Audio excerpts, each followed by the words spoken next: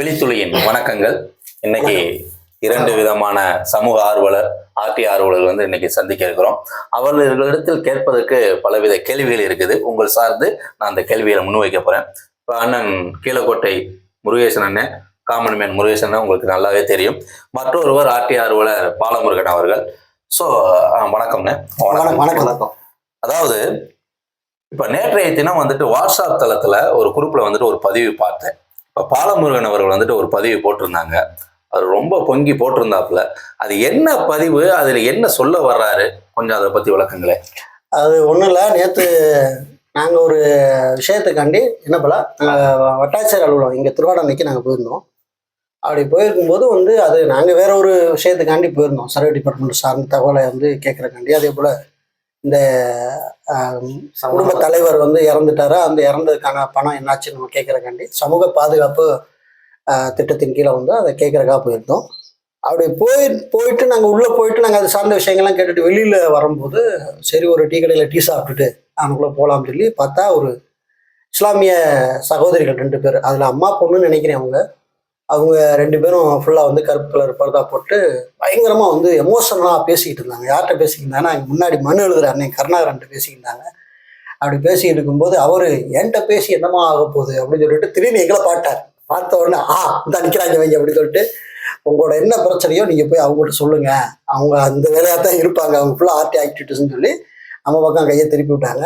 So நம்ம போய் அங்கே என்ன அப்படின்னு கேட்கும்போது அவங்க இந்த மாதிரி 4 வருஷமாக, அதாவது பர்த் சர்டிஃபிகேட் ஒன்றும் இல்லை, பர்த் சர்டிஃபிகேட்டை தமிழில் இருக்கிறத ஆங்கிலத்தில் எங்களுக்கு வேணும், அதை மேனுவலாக வச்சுருக்காங்க அவங்க கையில். மேனுவல் இருக்கிறத அதை கம்ப்யூட்டரில் ஏற்றி தமிழ் இங்கிலீஷ் 2லையும் கேட்குறாங்க. அதான் மேனுவல் அவங்க வச்சிருக்கிறத 2 சர்டிஃபிகேட்டா எனக்கு கொடுங்க.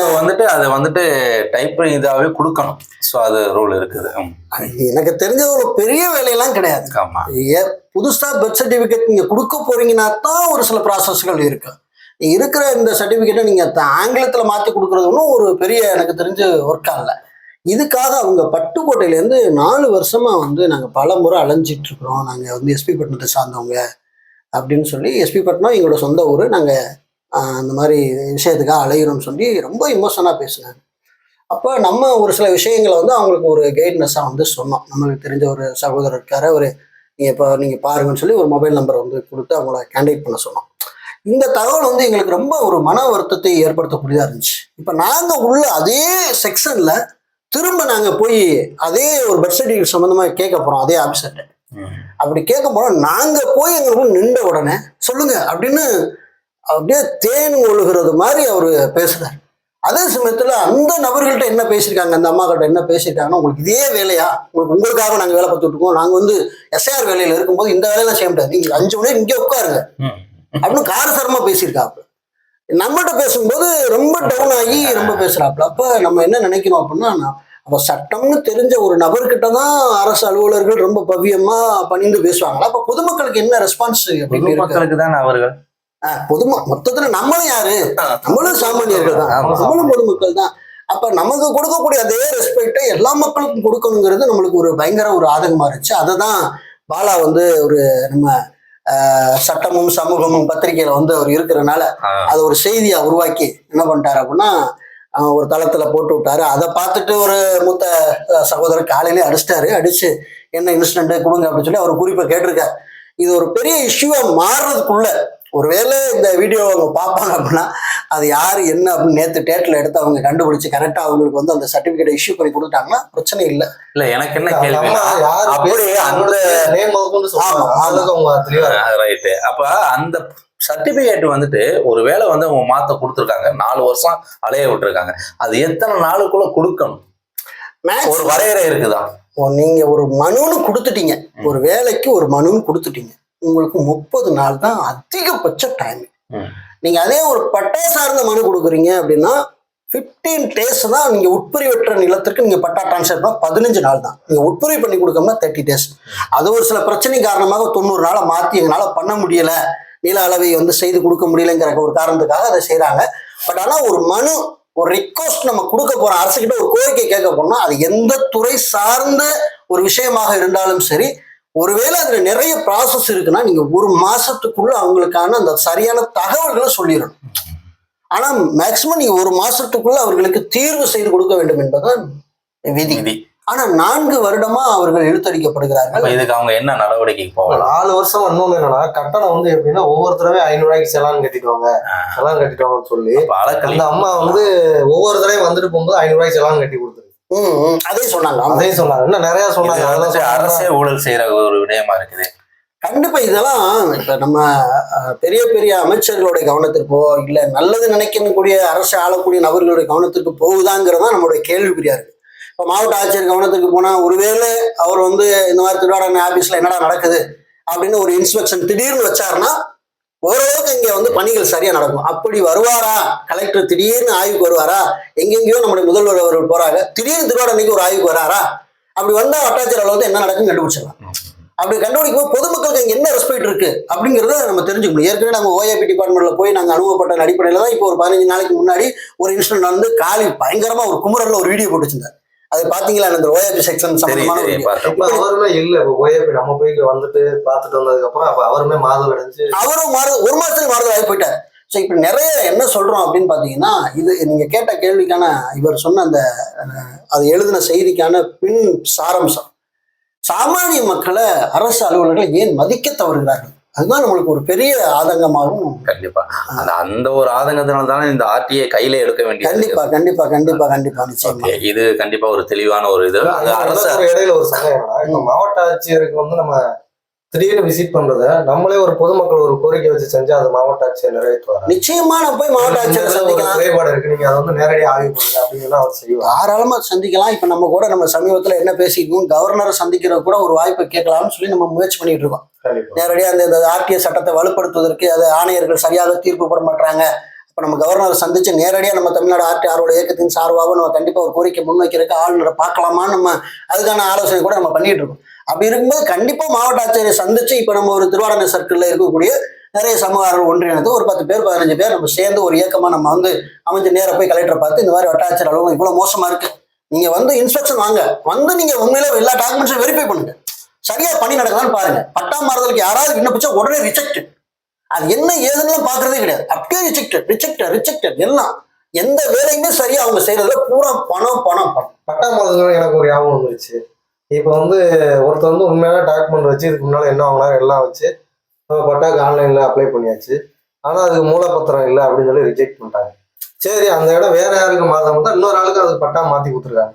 அங்கே போய் மூலப்பத்திரம் கேட்டா மூலப்பத்திரம் ஒண்ணுமே இல்லை, அது இவ்வளவு நாள் விடுதலை ஆயிடுச்சு. அவர் மூலப்பத்திரம் கொடுத்துருக்க மாட்டாருங்க, அவர் வேற கொடுத்துருப்பாரு. 2 பேரு ஒரே நாள்ல பத்திரம் போடுறாங்க, ஒருத்தருக்கு பட்டா மாறிடுது, அவரும் மூலப்பத்திரம் வைக்கல, இன்னொருத்தருக்கு பட்டா ரிஜெக்ட் ஆகுது, அவரும் மூலப்பத்திரம் வைக்கல. ரிஜெக்ட் ஆனவருக்கு வந்து மூலப்பத்திரம் காரணம் இருக்கிறாங்க, அப்ப பட்டா மாறுதல் கொடுத்துருக்கு எங்க மூலப்பத்திரம் இல்ல, அவரு முக்கியமான அது பேப்பர் முக்கியமான பேப்பர் வேணும்ல. அதுதான் இப்ப இந்த மாதிரி நிகழ்வுகளை தயவு செய்து மேலிடத்துல இருக்கக்கூடிய கலெக்டர்களோ அவருக்கு கீழே இருக்கக்கூடிய அலுவலர்களோ திடீரென்று ஒரு ஆய்வு செய்து திருவாடானை சர்க்கிள் இருக்கக்கூடிய வட்டாட்சியர் அலுவலகம் மிக மிக மோசமான நிலையை சந்தித்துக் கொண்டு இருக்கிறது என்பதை ஒரு வேதனையோடு நாங்கள் பதிவு செய்து கொள்கிறோம். கண்டிப்பா எனக்கு என்ன தோணுதுன்னா, இது வந்து தொடர்ச்சியா தான் நடந்துகிட்டு இருக்கு. ஒருவேளை அவங்களுக்கு தெரிஞ்சுதான் இது நடக்குமா? யாரு மேல் அதிகாரிகளுக்கா? அது நம்ம சொல்ல முடியாது, நம்ம தெரியலைன்னா தெரிய வைக்கும். அந்த வீடியோ பார்த்தா ஒருவேளை வாய்ப்பு ஒரு நாள் 2 நாள் போயிட்டு இல்ல, அது பழகி போன விடயமா இருக்குது. அப்படி இல்ல, மக்களும் பழகிட்டாங்க. இங்க போனா உடனே வேலை நடக்காதுங்க, மக்களும் பழகுனதுனால அவங்க போய் அடுத்து யாரை பார்த்து இந்த புகார் தெரிவிக்கணுங்கிறது தெரியாதனாலதான் இந்த விடயங்கள்லாம் நடக்கிறது. சகிப்புத்தன்மை மக்களுக்கு தெரியக்கூடிய சகிப்புத்தன்மை தான் அதை அவங்க ஆயுதமா பயன்படுத்திக்கலாம். வட்டாட்சியர் எப்படி இயங்குதுன்னு ஒரே ஒரு விஷயம் வச்சு பார்த்தாவே தெரிஞ்சுக்கலாம். நேற்று அதுவும் கூட பார்த்துட்டு தான் வந்தேன். ஒரு வந்து குடி தண்ணி குடிக்கக்கூடிய வசதி வந்து ஒரு மிஷின் கொடுத்து நல்லா ஒரு பராமரிப்பு இல்லாம ஒரு குப்பை மாதிரி கிடக்கு, ஒரு சீடிப்படி கீழே குப்பை மாதிரி கிடக்கு. அதெல்லாம் பாதுகாத்து வச்சா எத்தனை பேர் மக்கள் உள்ள வர்றாங்க, வெளியில 20 ரூபாய்க்கு பாட்டில் வாங்கி தான் குடிக்கிறாங்க. அவர் வெளியில ஒரு அடிப்படை வெளியில கடை வரைக்கும் அந்த திருவிழா அப்ப வெளியில கடை போட்டுருக்கு, அதை நம்பி கடை போட்டிருக்காருல்ல, அது அவர் அங்க கப்பம் கட்டுறாருல்ல, அவர் என்ன பண்ணுவாரு, அவர் இங்கே தண்ணி கொடுத்தா அப்புறம் அங்கே அவர் இப்படி இருப்பாரு, இவர் அங்கே போய் தண்ணி குடிக்க பெரும் ப்ராசஸ். இதுல நிறைய போனோம்னா உலகளாவிய அரசியலே பேசணும். அதனால ஓகே. இப்ப இன்னொரு விடயம், இப்ப நீங்க நேற்று ஸ்டேட்டஸ் எல்லாம் பார்த்தேன். இப்போ ஊராட்சி மன்றம், பட்டாட்சி அலுவலகம் இதெல்லாம் நமக்கு பொதுவாகவே தெரிந்த விஷயம்தான். ஆனா இந்த கால்நடை மருத்துவம், அப்புறம் வந்துட்டு பிரைமரி ஹெல்த் சென்டர், இப்ப இது சத்துணவு கூடம், இந்த மாதிரி அலுவலகங்கள்லாம் இருக்குல்ல, இதுல வந்துட்டு மக்கள் பொதுவா அந்த அது சார்ந்தவர்கள் இது தேவைப்பட்டவங்க போவாங்க, எல்லோருமே அதுல போகக்கூடியவங்க இல்ல. ஆனா அது பற்றிய ஒரு விழிப்புணர்வு மக்கள்கிட்ட இல்லாம என்ன கோரிக்கை வைக்கிறா அதிகமா மக்கள் அதிகமா போறாங்க. எல்லாத்தையுமே நான் வந்துட்டு பொதுவா சமீப காலமா பாதிக்கப்படுறாங்க. அது நினைவுக்கு வந்துருச்சு. உண்மையில நல்ல அற்புதமான ஒரு கேள்வி. நான் இதுல என்ன சொல்லுவேன் அப்படின்னா, நம்மளுடைய அறியாமை தான் இன்னைக்கு நம்மளுடைய பிள்ளைங்களுக்கு அடிப்படையில நம்ம என்னத்தை சொல்லி கொடுத்து வளர்க்குறோங்கிறது தான் ஒரு பெற்றோர்கள் வந்து நம்ம நிதானிக்கணும். பெற்றோர்களே நம்ம சரியா இருக்கோமாங்கிற ஒரு கேள்வி. இப்ப நம்ம செல்போன் எல்லார் வீட்லயுமே வச்சிருக்கோம் இல்லையா, ஆண்ட்ராய்டு போனு. இப்ப பிள்ளைங்க பெரும்பாலும் யாருமே அதிகமான லாங் வீடியோலாம் பாக்குறதே கிடையாது. இப்ப எல்லாமே என்னன்னா, அதாவதுன்னு ஒரு விடயம், முன்புலாம் வந்துட்டு உன் நண்பன் யாருன்னு சொல்லு, நீ யார் என்று சொல்லுவது.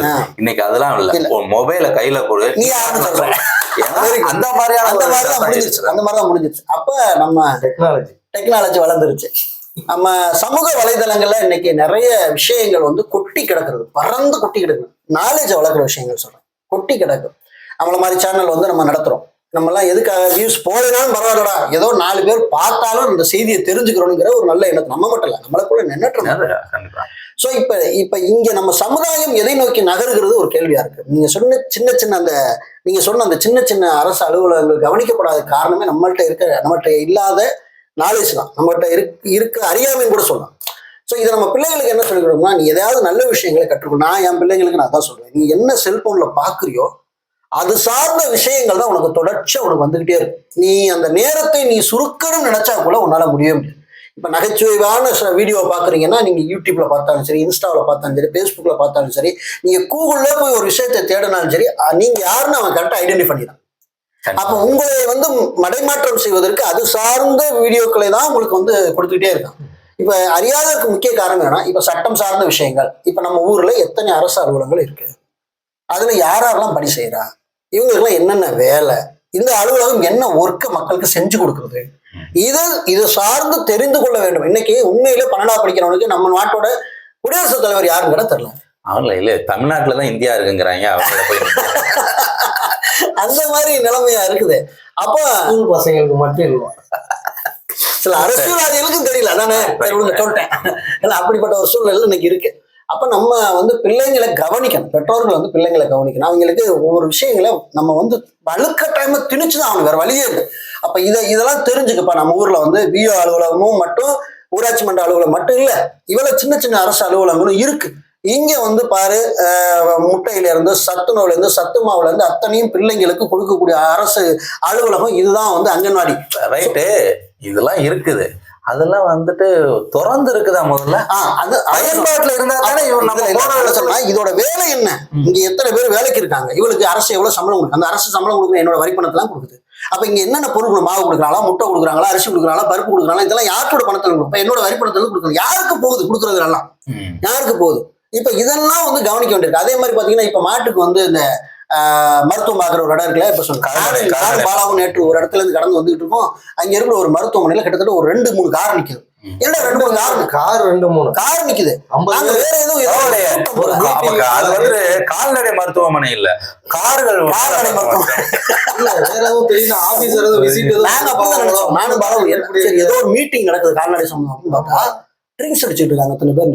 அந்த ஒரு அரசு அலுவலகம் அது ஓப்பன்ல இருந்திருந்தா, அங்க நபர்கள் இருந்திருந்தா இந்த நபர்கள் அங்க போறது இல்ல. அப்ப அரசு அலுவலகம் அவங்களும் முறையா பராமரிக்கிறது இல்ல. அது அரசு அலுவலகங்கிற ஒரு நாடே இதே வந்து தண்ணி அடிக்கிறவனுக்கு இத நம்ம அரசு அலுவலகம், ஒரு அரசு அலுவலகம் அங்க வந்துட்டு மெடிசின் சம்பந்தப்பட்ட அதுல நம்ம போறோமே, அந்த மெடிசின்ல ஏதாவது ஒரு ப்ராப்ளம் வந்துட்டு அது லீக் அவுட் ஆகுதுன்னா அது நீ சாப்பிட இதோட சேர்ந்து என்ன ஆகும். அரசு அலுவலகமே என்ன ஆயிடுச்சுன்னா, ஊருக்குள்ள எவ்வளவு இடம் இருக்கு சார், அது எல்லாம் கடைசியா காட்டுக்கு அடுத்து லாஸ்ட்ல கால்நடை மருத்துவம் வந்துட்டு ஒரு அவுட்டர்ல இருக்கிறதா ஒரு பாதுகாப்பாக இருக்கு. அதாவது அது ஏன்னா அது சில பொல்யூஷன் பிள்ளைங்களுக்கு வந்து இந்த மாதிரி இந்த அலுவலகத்துல வந்து இந்த வேலைதாப்பா நடக்குது.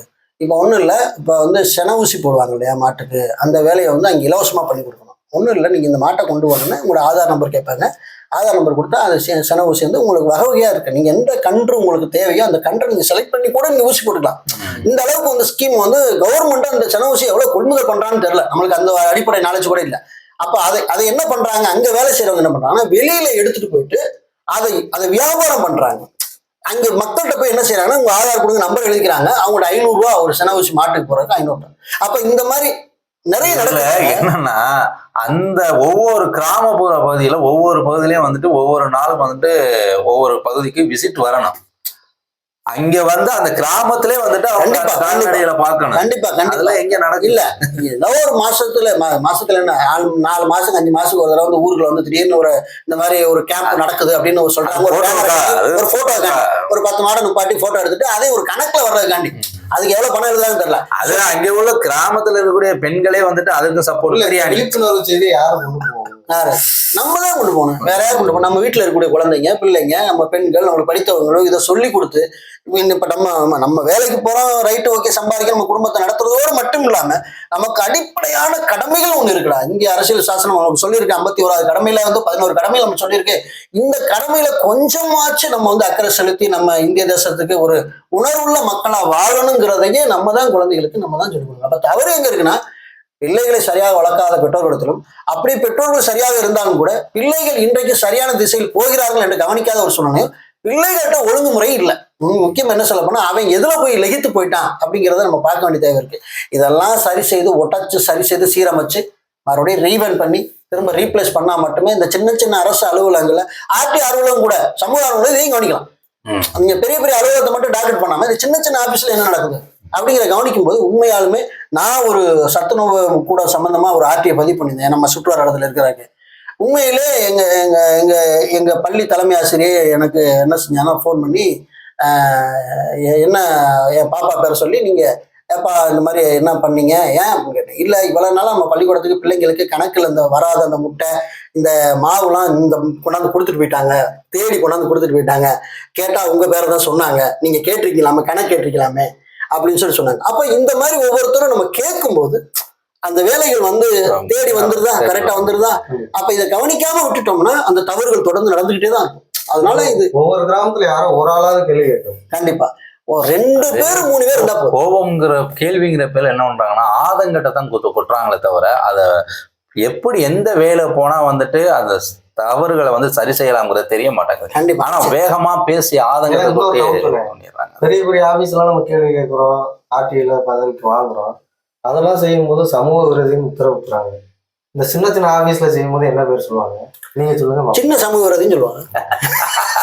நீங்க பெரிய பெரிய ஆபீஸுக்கு போனீங்கன்னா பெரிய சமூக விரோதி. அது ஒரு விஷயம். பெரிய பெரிய ஆபீஸுக்கு பண்றதெல்லாம் பெரிய சமூக விரோதிங்கிறதெல்லாம் சின்ன ஆபீஸ்ல பண்றவங்க தான் அவங்களுக்கு தான் அது புதுசா தெரியும். அவங்க தான் நேரடியா பாதிக்கக்கூடியவங்களா இருப்பாங்க. அப்ப அவங்களுக்கு தான் பயங்கள் அதிகமா வரும். கண்டிப்பா கண்டிப்பா நம்ம சாதாரண நினைக்கிறோம். இப்ப தாலுகா ஆபீஸ்லயோ கலெக்டர் ஆபீஸ்லயோ உள்ளவங்களுக்கு எல்லாம் பயம் பெருசா இருக்காது. ஆனா இந்த பகுதியில் உள்ளவங்க நீங்க ஒரு சின்ன ஒரு ஆர்டிஐ நீங்க முன்னாடி வைக்கும் போது அவங்களுக்கு அதுல பயம் வந்துடும். இப்ப சுய உதவி குழுக்கள்ல மாற்றங்கள் பண்ணலாம், வறுமை ஒழிப்பு சங்கத்துல மாற்றங்கள் பண்ணலாம், எவ்வளவோ விஷயங்கள் வந்து அரசாங்கம் பண்ணிக்கிட்டு எனக்கு ஞாபகம் இருக்குங்க. இப்போ இந்த அடுத்த நடக்கக்கூடிய கிராம சபையில அது முக்கியத்துவம் கொடுத்துருக்காங்க. நிச்சயமா கிராம சபை நடத்தி யார் யாரு வறுமை கொடி நலிந்த இதுல என்ன சொல்லிருக்காங்கன்னா நலிந்த குடும்பத்தை தேர்வு செய்து அவர்களுக்கு ஊக்கத்தொகை அளிப்பதற்கு ஒரு பட்டியல் ரெடி பண்ண சொல்லியிருக்காங்க. எஸ், அது இப்ப இந்த கிராம சபையில அதை செய்ய சொல்லியிருக்காங்க. ஓகே, இந்த கிராம சபை சம்பந்தமா நான் டீட்டெயிலாக வீடியோ வெளியிட்டிருக்கோம். வேணா கூட நம்ம சகோதரர் வந்து அவரும் சேனல்ல வெளியிட்டிருக்காருன்னு நினைக்கிறேன். வெளியிட்டிருக்கீங்களா? ஓகே, வெளியிடுவோம். அவர் வெளியிட்டுட்டு அந்த லிங்க் அந்த வீடியோக்கு டிஸ்கிரிப்ஷன்ல கொடுப்பாரு. அந்த பிடிஎஃப்லாம் அதை எடுத்து நீங்க பயன்படுத்திக்கங்க. ஸோ இவ்வளவு நேரம் வந்து எங்களுடைய ஆதங்கங்களை தான் நாங்க வந்து வெளிப்படுத்தியிருக்கோம். ஒருவேளை நீங்க நாங்க சொல்ல வேண்டிய தாங்க நீங்க சொல்லிக்கிட்டு இருக்கீங்க, நிறைய பேர் சொல்றதுக்கு வாய்ப்பு இருக்கு. அப்படிதான் சொல்லறதுக்கு வாய்ப்பு இருக்கு. அதை கமெண்ட்ல சொல்லுங்க. அதை கமெண்ட்ல நம்ம நினைச்சுக்கிட்டு இருக்கோம் திருவிழான பகுதி மட்டும்தான் அப்படின்னு. நம்ம பகுதியோட மோசமா இருக்கலாம், மேபி இருக்கலாம். உங்களுடைய கருத்துக்களையும் நாங்க வரவேற்கிறோம். கமெண்ட்ல சொல்லுங்க.